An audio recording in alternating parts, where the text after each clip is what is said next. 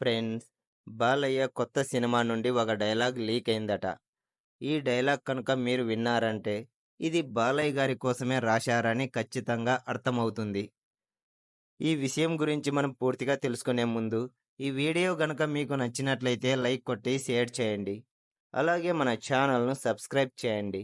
ఇక వివరాల్లోకి వెళ్తే, మొదటిసారిగా బాబీ డైరెక్షన్‌లో బాలయ్య తన 109వ సినిమాను చేస్తున్నాడు. ఇప్పటికే బాలయ్య గారు వరుసగా 3 బ్లాక్ బస్టర్ విజయాలు సాధించడంతో ఇప్పుడు వస్తున్న ఈ సినిమాపై భారీ అంచనాలే ఉన్నాయి.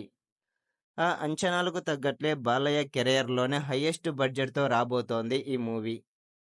బాలయ్య కోసం ఈ సినిమాలో స్టార్ నటీనటులనే దించాడు బాబీ.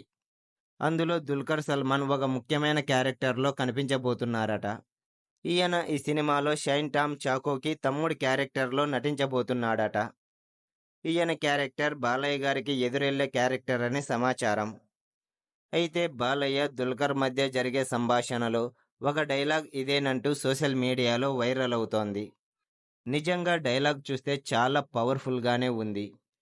ఈ డైలాగును నేను చెప్తే మీకు పెద్దగా అదిరిపోయింది అని అనిపించకపోవచ్చు.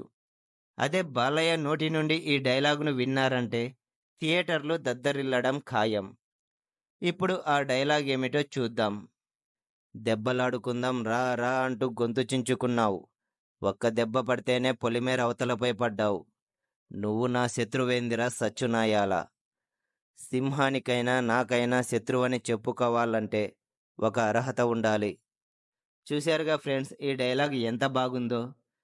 ఈ డైలాగును ఖచ్చితంగా బాలయ్య గారిని ఉద్దేశించే రాశారని అర్థమవుతోంది. ఇలాంటి డైలాగులు ఆయనకు తప్ప పెద్దగా మరొకరికి సూట్ అవ్వవు.